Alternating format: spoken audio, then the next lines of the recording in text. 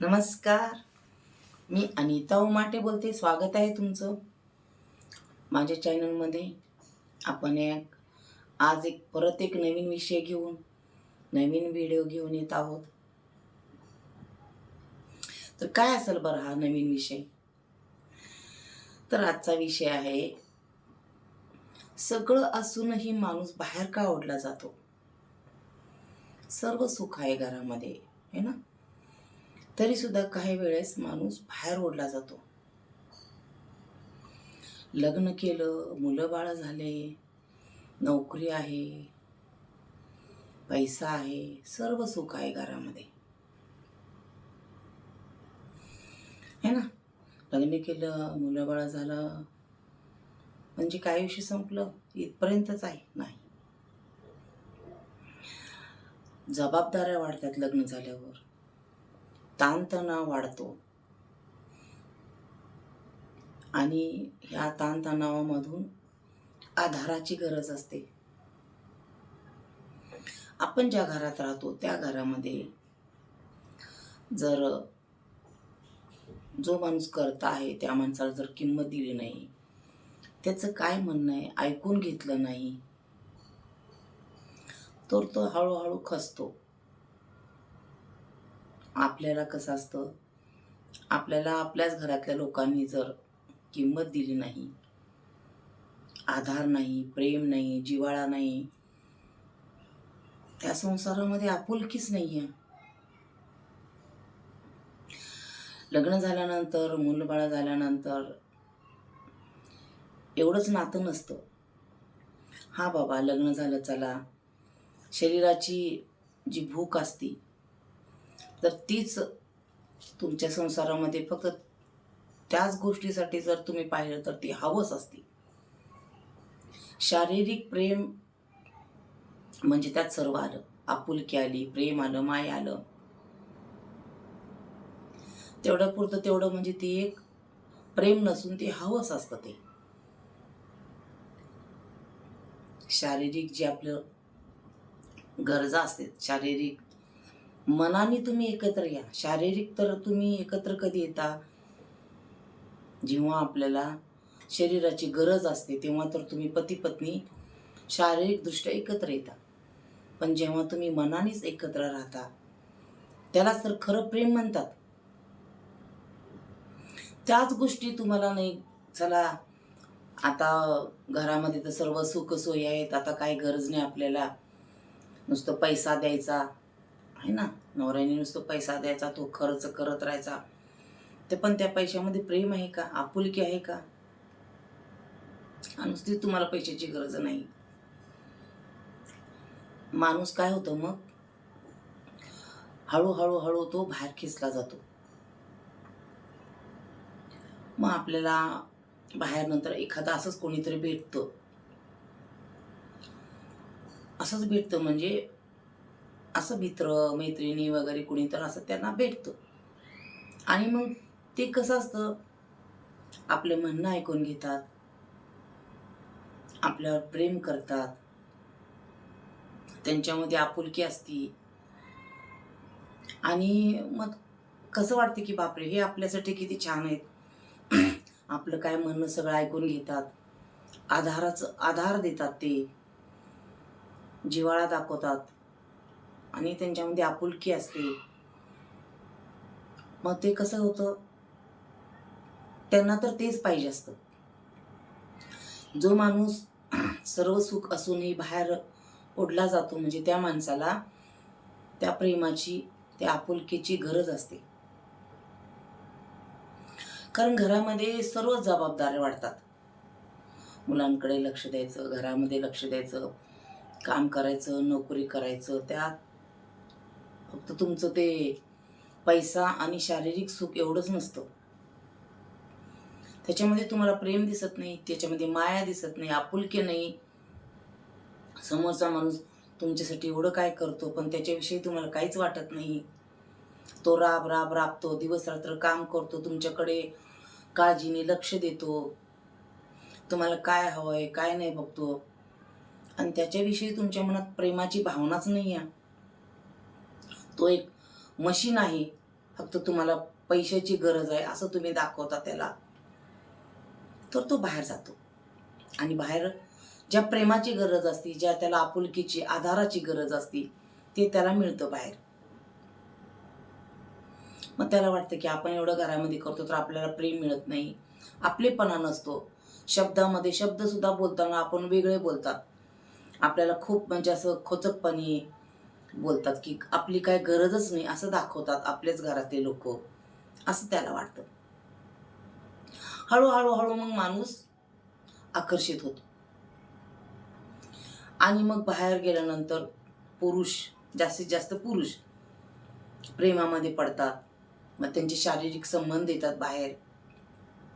मग त्यांना ते जवळचे वाटू लागतात की आपल्याला हे किती प्रेम करते, किती गरज आहे आपल्याला.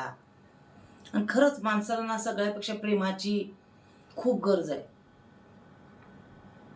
पैसा कोणीही कमवतो, पण त्या पैशामध्ये प्रेमच नाही, भावनाच नाही तुमच्या मनात, तर काय कामाचा आहे पैसा?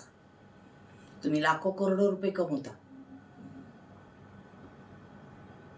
संसार हा एकट्याने कधी चालत नसतो. संसारामध्ये दोघांची गरज असते.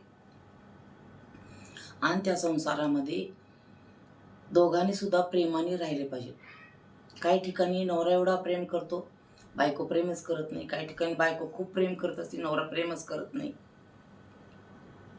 काही ठिकाणी बायको खूप कमवत असते, तिला जास्त पेमेंट असतो किंवा नवऱ्यापेक्षा जास्त शिक्षण असतं, पेमेंट असतं.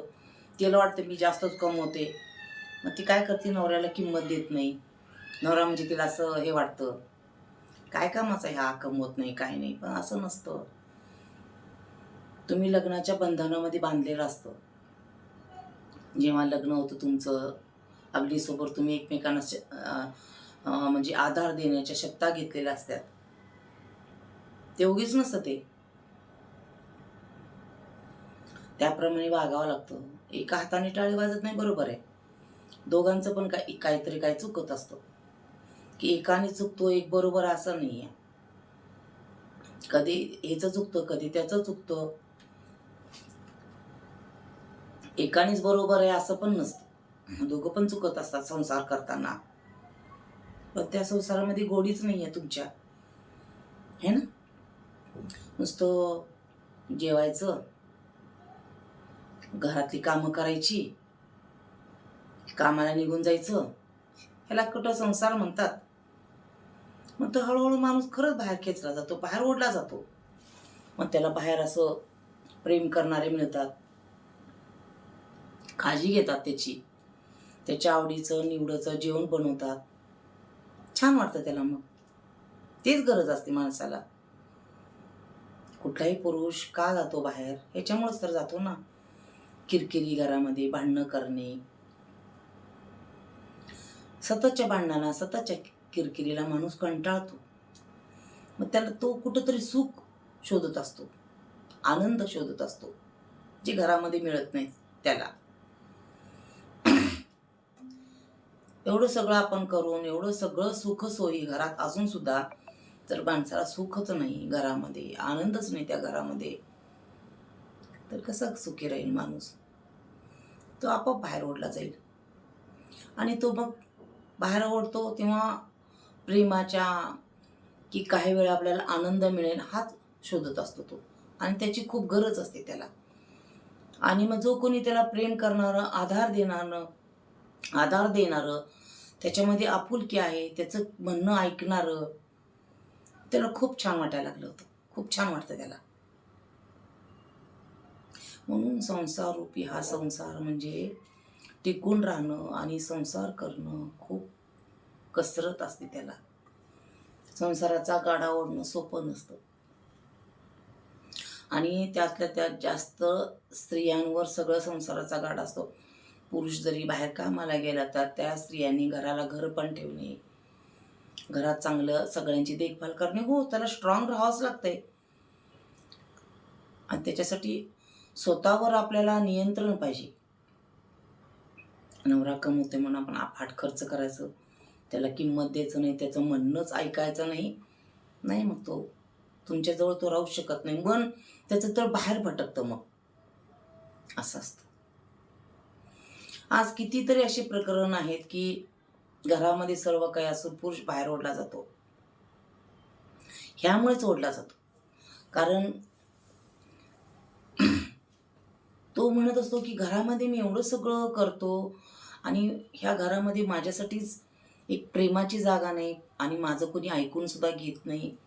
मग त्याला वाटतं की काय उपयोग आहे, मग आपण एवढं सगळं करतो, काहीच उपयोग नाही आहे, असं त्याला वाटतं. त्याचं मन त्याला तयार होत नाही मग घरामध्ये राहण्यासाठी.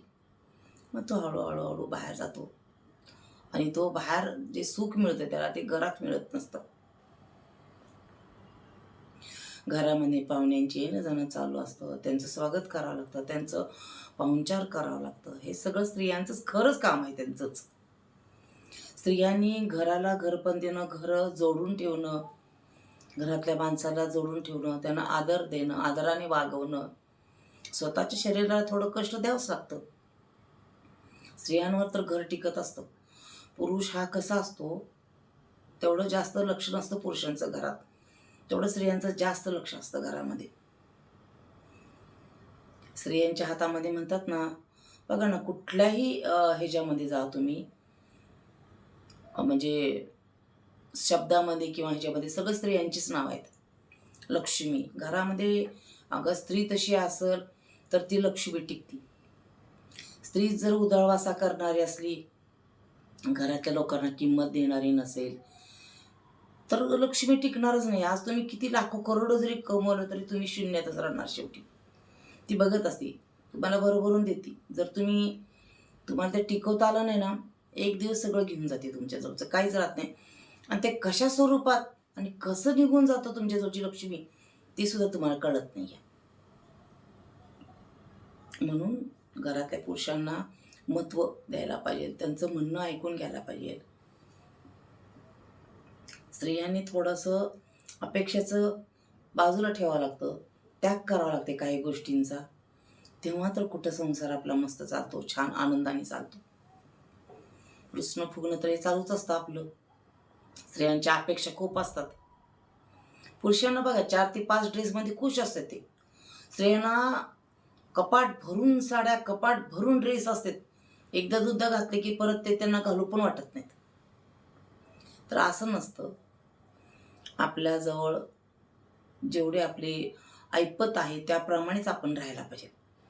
तुमच्याकडं खूप पैसा आहे म्हणून असंच वेस्ट कधी घालवू नका, कारण त्याची किंमत घरातल्या पुरुषाला मोजावं लागते. काय तर पुरुष परिवार सोडून बाहेर देशाला असतात, पण त्या घरामध्ये तो पैसे पाठवतो, पण त्या पैशाचं कशा प्रकारे खर्च होतात हे त्याचं पण लक्ष नसतं. हो ठीक आहे, आम्ही असं असं केलं, तसं तसं केलं, घरातल्या स्त्रिया सांगतात. लागतो का आपल्याला तेवढा खर्च, जपून करायला पाहिजे, असं त्याला पण वाटत असतं. मग त्याला ताणतणाव वाटतो त्याच्यामध्ये. तो घरातले जर लोकांनी ऐकलं नाही, बायकोनी, मुलांनी, त्याच्यावर ताणतणाव येतो आणि तो सगळ्यांपासून दूर जातो. म्हणून घरातलं पुरुष सर्व असूनही बाहेर का ओढला जातो, तर ह्यामुळे ओढला जातो. जर त्याला सुखच नाही, काहीच नाही, तर मग कसं तो घरात राहणार ना? बघा ना, तुम्ही विचार करा ना. स्वयंपाक सुद्धा आपण जेव्हा जेवण बनवतो स्त्रियांनी, त्या जेवणामध्ये एक प्रकारचं गोडी असली पाहिजे किंवा ते चविष्ट जेवण व्हायला पाहिजे. तुम्ही साधं जेवण बनवा, साधी भाजी, चपाती, भाकरी बनवा, त्याच्यामध्ये चव असली पाहिजे आणि तो खाल्ला ना माणूस तृप्त व्हायला पाहिजे. शारीरिक सुख स्त्रियांपासून जरी मिळत असलं ना, फक्त शारीरिक सुख इथपर्यंत संसार नसतो. शारीरिक सुखाबरोबरच इतर पण गरजा असतात त्याच्या, है ना? त्याच्यामुळं घरातल्या स्त्रियांनी आपल्या नवऱ्याकडे कशा प्रकारे लक्ष देणं, की त्याला काय हवं आहे, काय नाही हे पाहणं. पुरुष तर पाहतच असतो, आपल्या बायकोला काय पाहिजे, काय नाही, त्याचं लक्ष असतंच. कारण त्याचा तो परिवार तो चालवत असतो, पण तो जास्त त्याचं कामावर लक्ष असतं. आजकाल स्त्रिया पण कमवायला लागलेत, तिचं पण कामावर लक्ष असतं.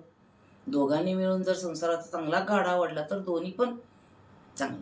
त्यातलं एक जरी चाक बिघडलं तरी मग दुसरं एक चाकावर गाडी चालू शकत नाही. तसा हा संसार असतो.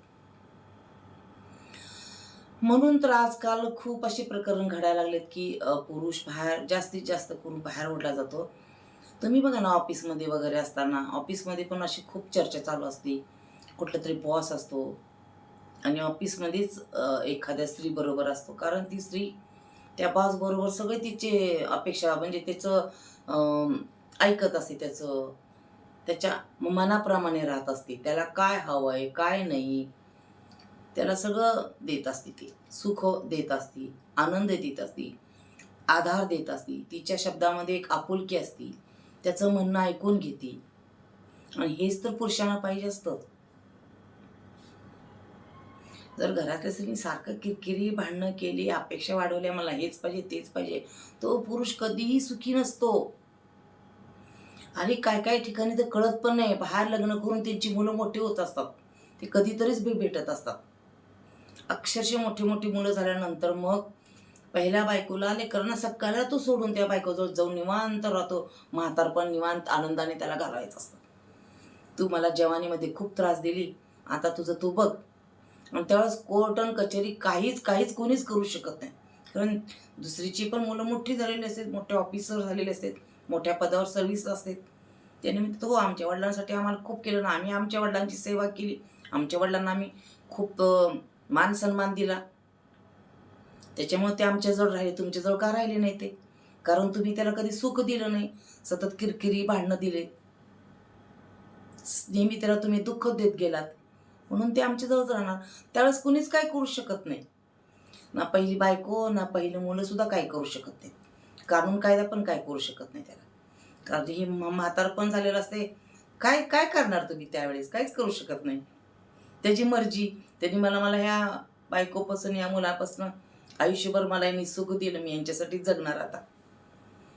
हे असं असतं. म्हातारपणी आपल्या नवऱ्याची खूप गरज असते, म्हणून तरुणपणी बायकोनी नवऱ्याला किंमत देणे त्याची.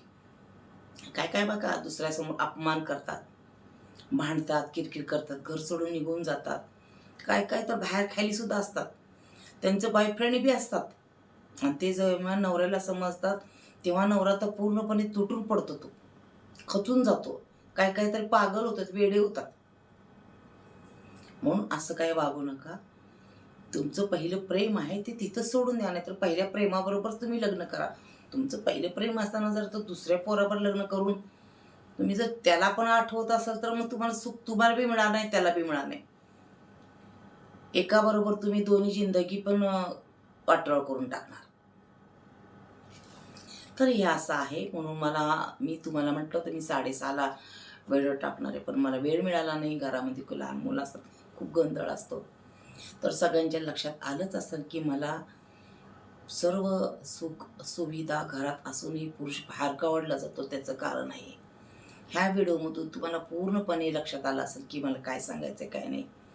तर नवीन लग्न झालेले असतील किंवा मध्यंतर त्यांचं चालू असेल, म्हणजे वय होऊन लग्न होऊन 10-15 वर्ष लग्न झालेलं असेल, तर सगळ्यांनी सावध राहा. आपल्या नवऱ्याला जपा, नवऱ्याला प्रेम द्या, आनंदी ठेवा, त्याचं म्हणणं ऐकून घ्या, त्याला मान सन्मान द्या, तरच तुमचा संसार टिकणार आहे.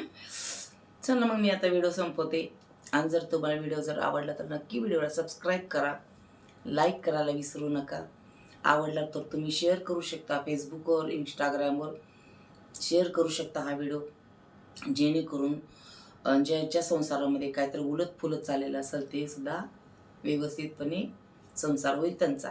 आणि हेच मला पाहिजे आहे की आजकालच्या मुलांना मुलींना एकच मला एवढं सांगायचं की माझे व्हिडिओ हे मॅरिड लाईफ म्हणजे मॅरिड लाईफ थॉट, जे लग्न झालेल्यानंतर आपला प्रवास सुरू होतो त्यांच्यासाठी खास माझे व्हिडिओ असतात.